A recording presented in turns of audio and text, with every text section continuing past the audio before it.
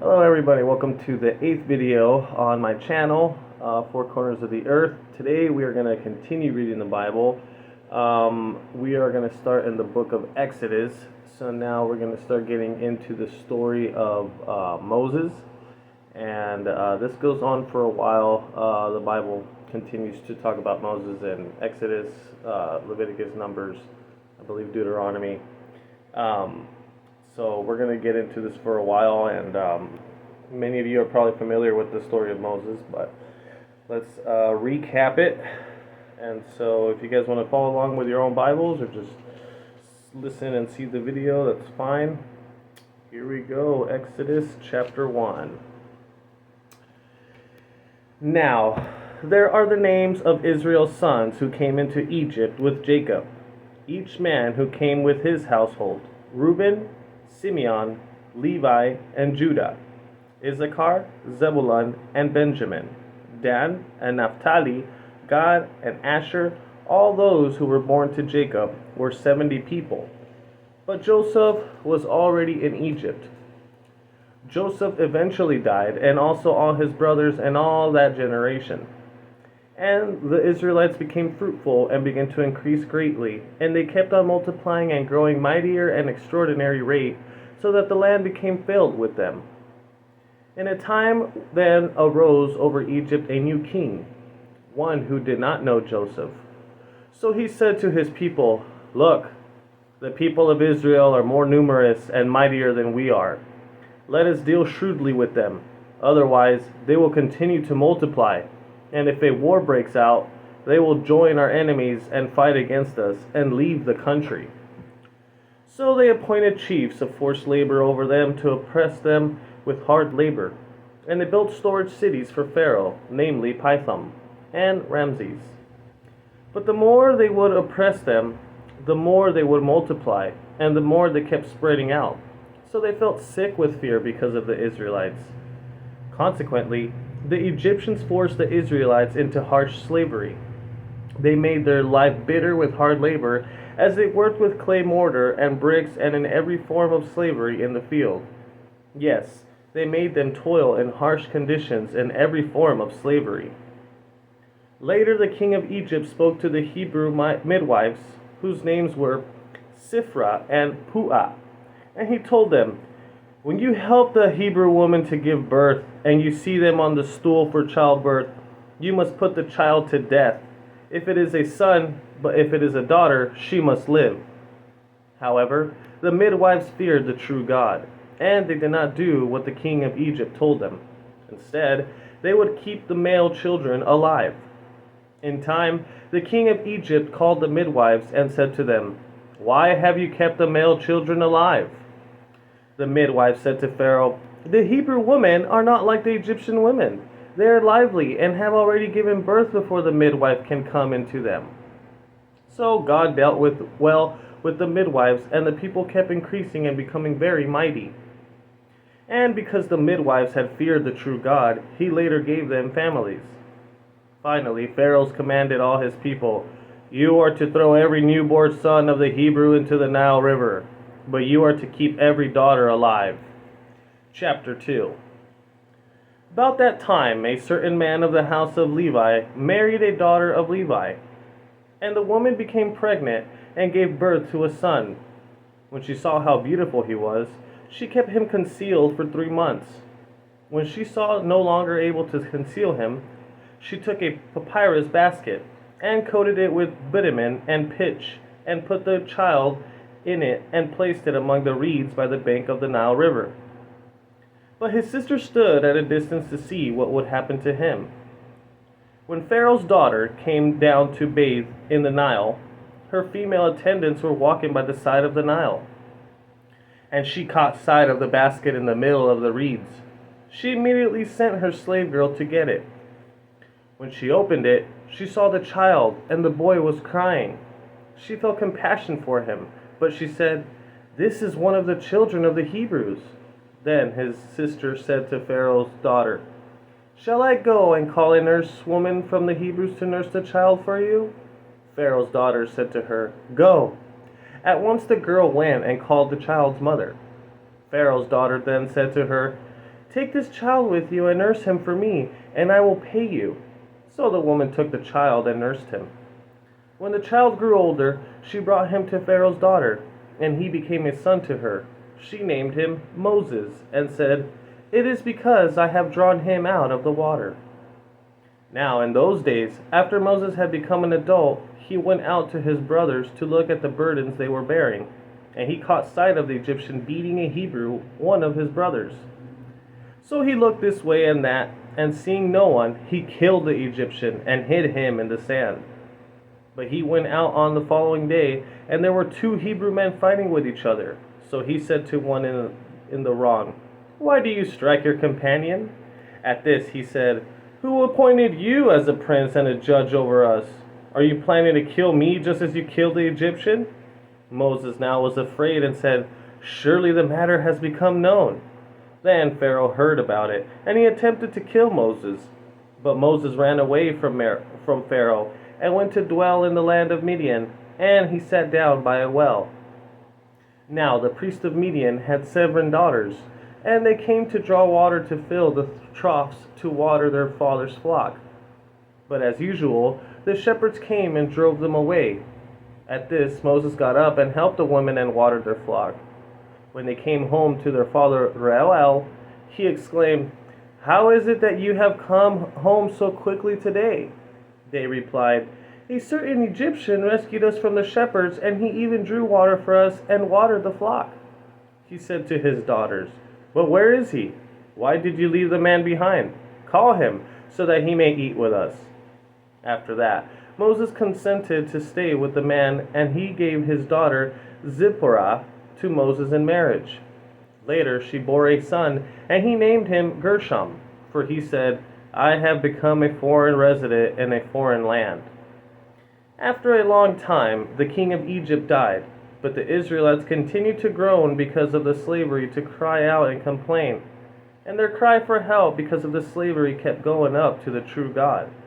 In time, God heard their groaning, and God remembered his covenant with Abraham, Isaac, and Jacob. So God looked on the Israelites, and God took notice. Chapter 3.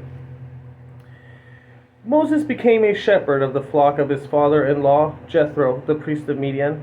While he was leading the flock to the west side of the wilderness, he eventually came to the mountain of the true God, to Horeb. Then Jehovah's angel appeared to him in a flame of fire in the midst of a thorn bush. As he kept looking, he saw that the thorn bush was on fire, and yet the thorn bush was not consumed. So Moses said, "I will go over to inspect the unusual sight to see why the thorn bush does not burn up." When Jehovah saw that he went over to look, God called to him out of the thorn bush and said, "Moses, Moses," to which he said, "Here I am." And he said, "Do not come any nearer. Remove your sandals from your feet, because the place where you are standing is holy ground." He went on to say, "I am God of your father, the God of Abraham, the God of Isaac, and the God of Jacob." Then Moses hid his face because he was afraid to look at the true God. Jehovah added, "I have certainly seen the affliction of my people who are in Egypt, and I have heard the outcry because of those who force them to work. I well know the pains they suffer. I will go down to rescue them out of the hand of the Egyptians, and to bring them up out of that land to a land good and spacious, a land flowing with milk and honey, the territory of the Canaanites, the Hittites, the Amorites, the Perizzites, the Hivites, and the Jebusites. Now look, the outcry of the people of Israel has reached me, and I have seen also the harsh way that the Egyptians are oppressing them. Now come, I will send you to Pharaoh, and you will bring my people the Israelites out of Egypt." However, Moses said to the true God, "Who am I that I should go to Pharaoh and bring the Israelites out of Egypt?" To this he said, "I will prove to be with you, and this is the sign for you that it was I who sent you. After you have brought the people out of Egypt, you people will serve the true God on this mountain." But Moses said to the true God, "Suppose I go to Israelites and say to them, "The God of your forefathers has sent me to you." And they say to me, "What is his name?" What should I say to them? So God said to Moses, "I will become what I choose to become." And he added, "This is what you are to say to the Israelites. I will become has sent me to you." Then God said once more to Moses, "This is what you are to say to the Israelites. Jehovah, the God of your forefathers, the God of Abraham, the God of Isaac, and the God of Jacob, has sent me to you. This is my name forever, and this is how I am to be remembered from generation to generation. Now go and gather the elders of Israel and say to them, Jehovah, the God of your forefathers, has appeared to me, the God of Abraham, Isaac, and Jacob."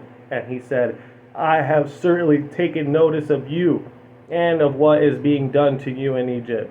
So I say, I will take you away from affliction at the hands of the Egyptians to the land of the Canaanites, the Hittites, the Amorites, the Perizzites, the Hivites, and the Jebusites, to a land flowing with milk and honey. They will certainly listen to your voice, and you will go, you and the elders of Israel, to the king of Egypt, and you men shall say to him, Jehovah, the God of the Hebrews, has communicated with us. So please, let us make a 3-day journey into the wilderness, so that we may sacrifice to Jehovah our God. But I myself will know that the king of Egypt will not give you permission to go unless a mighty hand compels him. So I will have to stretch out my hand and strike Egypt with all my extraordinary acts that I will do in it. And after that, he will send you out, and I will give this people favor in the eyes of the Egyptians. And when you go, you will by no means go empty-handed. Each woman must ask her neighbor and the woman lodging in her house for articles of silver and gold, as well as clothing, and you will put them on your sons and your daughters, and you will plunder the Egyptians." However, chapter 4. However, Moses answered, "But suppose they do not believe me and do not listen to my voice, for they will say, Jehovah did not appear to you." Then Jehovah said to him, "What is that in your hand?" He answered, "A rod." He said, "Throw it on the ground." So he threw it on the ground, and it became a serpent, and Moses fled from it. Jehovah now said to Moses, "Reach out your hand and seize it by the tail." So he reached out and seized it, and it became a rod in his hand. God then said, "This is so that they may believe that Jehovah, the God of their forefathers, the God of Abraham, the God of Isaac, and the God of Jacob, has appeared to you." Jehovah said to him once more, "Put your hand, please, into the upper fold of your garment." So he put his hand into the fold of his garment. When he drew it out, why, his hand was stricken with leprosy like snow. Then he said, "Return your hand into the upper fold of your garment." So he returned his hand into his garment. When he drew it out of the garment, it was restored like the rest of his flesh. He said, "If they will not believe you or pay attention to the first sign, then they will certainly heed the next sign. Still, even if they will not believe these 2 signs and refuse to listen to your voice, you will take some water from the Nile River and pour it out on the dry land, and the water that you take from the Nile will become blood on the dry land."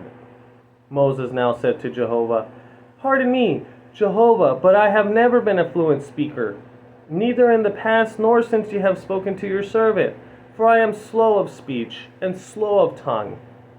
Jehovah said to him, "Who made a mouth for man? Or who makes them speechless, deaf, clear-sighted, or blind? Is it not I, Jehovah? So go now, and I will be with you as you speak, and I will teach you what you should say." But he said, "Pardon me, Jehovah, please send me anyone whom you want to send." Then Jehovah's anger blazed against Moses, and he said, "What about your brother Aaron, the Levite? I know that he can speak very well, and he is now on the way here to meet you. When he sees you, his heart will rejoice.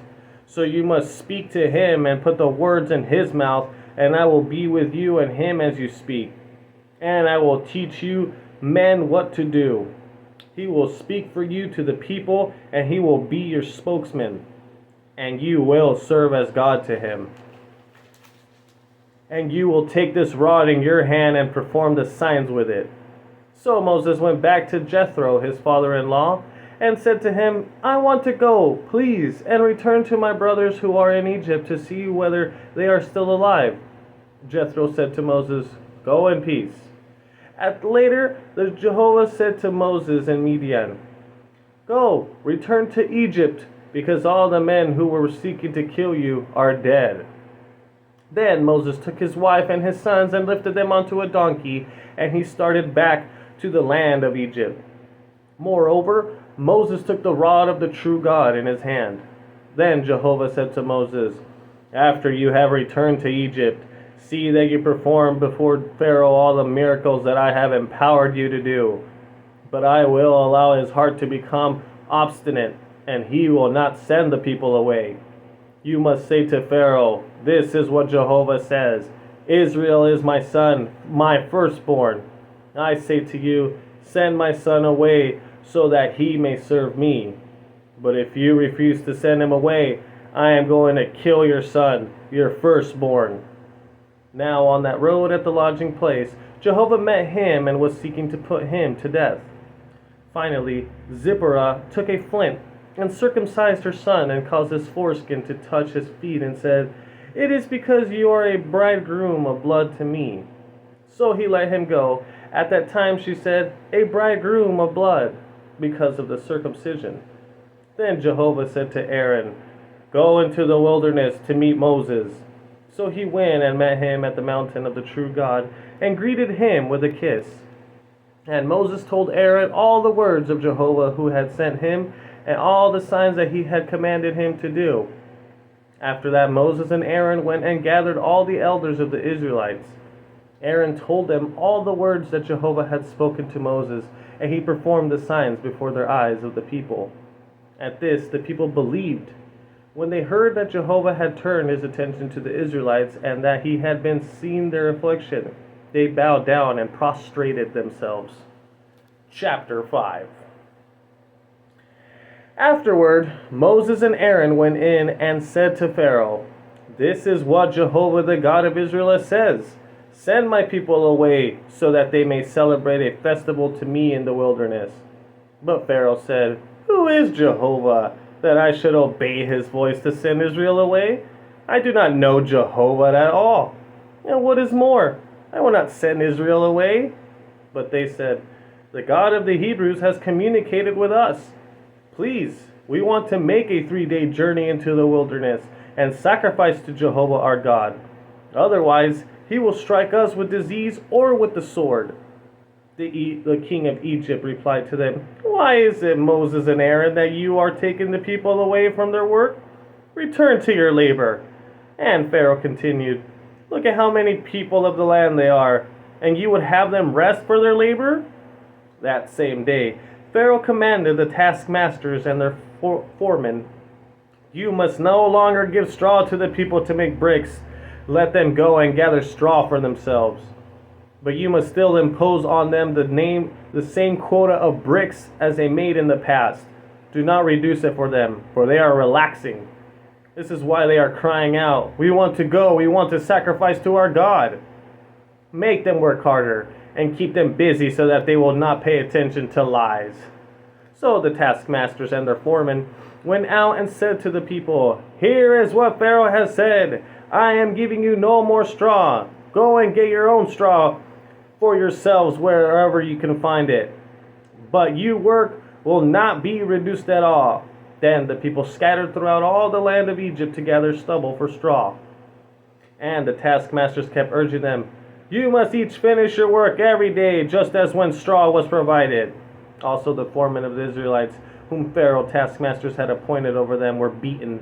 They asked them, "Why did you not reach the quota of bricks and you used to make? It happened both yesterday and today." So the foremen and the Israelites went in and complained to Pharaoh, "Why are you treating your servants this way? No straw is given to your servants, yet they are saying to us, 'Make bricks.' Your servants are beating, but your own people are at fault." But he said, "You are relaxing. You are relaxing. This is why you are saying, 'We want to go, we want to sacrifice to Jehovah.' So now go, get back to work. No straw will be given to you, but you must still produce the quota of bricks." Then the foreman of the Israelites saw that they were in serious trouble because of the order. "You must not reduce your daily quota of bricks at all." After that, they met up with Moses and Aaron, who were standing there to meet them as they came out from Pharaoh. At once they said to them, "May Jehovah look upon you and judge, since you have made Pharaoh and his servants despise us, and you have put a sword in their hand to kill us." Then Moses turned to Jehovah and said, "Jehovah, why have you afflicted these people? Why have you sent me? From the time that I went in before Pharaoh to speak in your name, he has dealt worse with these people, and you have certainly not rescued your people." Chapter 6. So Jehovah said to Moses, "Now you will see what I will do to Pharaoh. A mighty hand will force him to send them away, and a mighty hand will force him to drive them out of his land." Then God said to Moses, "I am Jehovah, and I used to appear to Abraham, Isaac, and Jacob as God Almighty, but with regard to my name Jehovah, I did not make myself known to them. I also established my covenant with them to give them the land of Canaan, the land in which they lived as foreigners. Now I myself have heard the groaning of the people of Israel, whom the Egyptians are enslaving, and I remember my covenant. Therefore, say to the Israelites, I am Jehovah, and I will bring you out from under the burdens of the Egyptians and rescue you from their slavery, and I will reclaim you with an outstretched arm and with great judgments. And I will take you in as my people, and I will be your God, and you will certainly know that I am Jehovah your God, who is bringing you out from under the burdens of Egypt. And I will bring you into the land that I swore with an oath to give to Abraham, Isaac, and Jacob, and I will give it to you as something to possess. I am Jehovah." Moses later gave this message to the Israelites, but they did not listen to Moses because of their discouragement and because of the harsh slavery. Then Jehovah spoke to Moses, saying, "Go in and tell Pharaoh, Egypt's king, that he should send the Israelites away out of his land." However, Moses replied to Jehovah, "Look, the Israelites have not listened to me. How will Pharaoh even listen to me as I speak with difficulty?" But Jehovah again told Moses and Aaron what commands to give to the Israelites and to Pharaoh's Egypt's king in order to bring the Israelites out of the land of Egypt. These are the heads of the house of their fathers. The sons of Reuben, Israel's firstborn, were Hanok, Palu, Hezron, and Carmi. These are the families of Reuben. The sons of Simeon were Jemuel, Jamin, Ohad, Jachin, Zohar, and Shaul, the son of Canaanite woman. These are the families of Simeon. These are the names of the sons of Levi, according to their family descents: Gershon, Kohath, and Merari. The length of Levi's life was 137 years old. The sons of Gershon were Libni and Shimei, according to their families. The sons of Kohath were Amram, Izhar, Hebron, and Uziel. The length of Kohath's life was 133 years. The sons of Merari were Mahli and Mushi. These were the families of the Levites according to their family descents. Now Amram took Jochebed, his father's sister, as his wife. She bore him Aaron and Moses. The length of Amram's life was 137 years. The sons of Izhar were Korah, Nepheg, and Zikri. The sons of Uziel were Mishael, Ezaphan, and Zithri. Now Aaron took Elisheba, Aminadab's daughter, the sister of Nashon, and his wife. She bore him Nadab, Abihu, Eleazar, and Ithamar. The sons of Korah were Aser, Elkanah, and Abiasaph. These were the families of the Korahites. Eleazar, Aaron's son, took one of the daughters of Putiel as his wife. She bore him Phinehas. These are the heads of the paternal houses of the Levites according to their families. This is the Aaron and Moses to whom Jehovah said, Bring the people out of Israel out of the land of Egypt, company by company. It was they who spoke to Pharaoh, Egypt's king, to bring the people of Israel out of Egypt. It was Moses and Aaron. On that day, when Jehovah spoke to Moses in the land of Egypt, Jehovah said to Moses, I am Jehovah. Speak to Pharaoh, king of Egypt, everything I am speaking to you. Then Moses said before Jehovah, Look, I speak with difficulty, so how will Pharaoh ever listen to me? Chapter 7. Jehovah then said to Moses, See, I have made you like God to Pharaoh, and Aaron, your own brother, will become your prophet. You are to repeat everything that I will command you. And Aaron, your brother, will speak to Pharaoh, and he will send the Israelites away from his land. As for me, I will allow Pharaoh's heart to become obstinate, and I will multiply my signs and my miracles in the land of Egypt. But Pharaoh will not listen to you, and I will lay my hand upon Egypt and bring my multitudes, my people, the Israelites, out of the land of Egypt with great judgments. And the Egyptians will certainly know that I am Jehovah when I stretch out my hand against Egypt and bring the Israelites out from among them.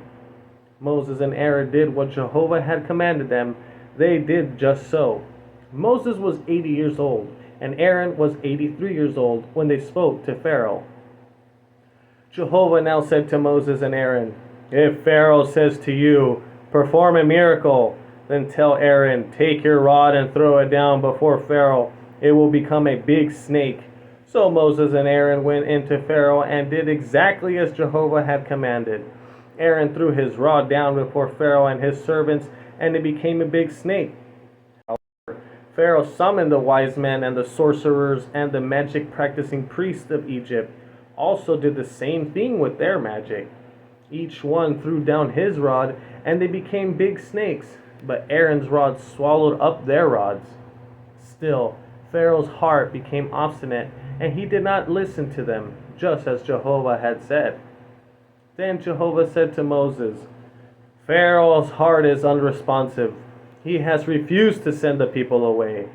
Go to Pharaoh in the morning. Look, he is going out to the water, and you should station yourself to meet him by the edge of the Nile River, and take with you in your hand a rod that turned into a serpent, and you must say to him, Jehovah, the God of the Hebrews, has sent me to you, and he says, Send my people away so that they may serve me in the wilderness.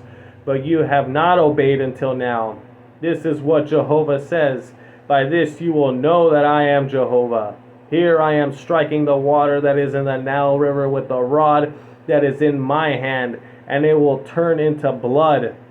And the fish that are in the Nile will die, and the Nile will stink, and the Egyptians will find it impossible to drink water from the Nile. Then Jehovah said to Moses, Say to Aaron, Take your rod and stretch out your hand over the waters of Egypt, over the rivers, over its canals, over its marshes, and over all the reservoirs. Then they will become blood. They will be blood in all the land of Egypt, even in the wooden and stone containers. Immediately Moses and Aaron did just as Jehovah had commanded. He lifted up the rod and struck the water that was in the Nile River before the eyes of Pharaoh and his servants, and all the water that was in the river was turned into blood. And the fish that were in the river died, and the rivers began to stink, and the Egyptians were unable to drink water from the Nile, and there was blood throughout the land of Egypt. Nevertheless, the magic practicing priests of Egypt did the same thing with their secret arts, so that Pharaoh's hearts continued to obstinate, and he did not listen to them, just as Jehovah had said. Then Pharaoh returned to his house, and he did not take this to heart either. So all the Egyptians were digging all around the Nile for water to drink, because they could not drink any water of the Nile. And 7 full days passed after Jehovah struck the Nile. I am going to end it there. We left off on chapter 7. Interesting seeing how the Pharaoh had made like a decree of like, hey, all the males are going to die because, the Israelites were becoming too many, and he got scared. And it's funny to see that it didn't matter what happened back then. Like, it was a new Pharaoh. He didn't care about what happened with Joseph and all that because he didn't even know what happened back then. So interesting to see that all that just went down the river, to give like little credit to the Israelites and all that. But it's interesting how, God permitted Moses to be found by one of the royals of the pharaohs, the daughter. And Moses grew up, killed the Egyptian. He was going to get murdered because he murdered the Egyptian. And then he went away. And then can you imagine just getting like this big job? Like, God just comes and he's like, hey, you gotta go deal with this now. Like, pretty much made him leader of everything. And what a crazy position it might have felt, and how scared he was. And it's funny how he says he was slow to speak, and that's why he needed Aaron. I believe it's because he was like a stutterer. I think that's what it means when it was like he was a slow speaker or whatever. So that's why he asked God to have Aaron as like his spokesman. So very interesting to see that part. And now they just did the second plague. So the first one was the snakes. It's very interesting too that it said here that the magicians and the sorcerers of the Egyptians also had that power of making their stakes, their canes into, or their rods, I mean, into their own snakes. So like obviously the Egyptians had like, magical powers, and in my opinion it's the demons that were helping them, but to each his own. And then they also had the power, later on we find out that they also had the same power. It said like that their priest of Egypt also had the same power of making their water turn into blood. So it's just very interesting to see that, and then later on we find out that they cannot do all the other plagues as Moses and Aaron were bringing, before from Jehovah plagues. So very interesting story, and I can't wait to continue it. Please tune in into next video, and thanks again for tuning in today. I hope you're all doing good. Today is Saturday, so hope you all have a good day. Tomorrow Sunday, and if you go attend church or whatever, or just hope you learn something in your own churches, and continue being surrounded with the scriptures, because it's good for the soul. And we're living in crazy times right now. I really do. I pray that the war over there in Israel and Lebanon and Russia and all the crazy stuff that's happening over there. I pray the best for everybody over there, and because that is some crazy times, and I just pray God to help those people out, and pretty crazy. So may God be with all of you out there, and wherever you are in the world. You all take care. Have a good night.